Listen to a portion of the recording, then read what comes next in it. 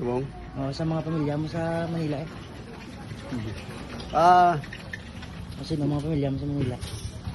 Well, sa mga utol sa mga utol Manila ng budlay sa mundos bang ang balay de na tunga istubi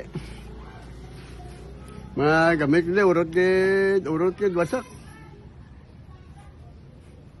mga tanan-tanan mga seat, mga TV, mga refrigerator urot ke may second floor pa. Second floor pa kuan nagsaka. Ano mga kinanglan nyo tayo? Di kung kuan,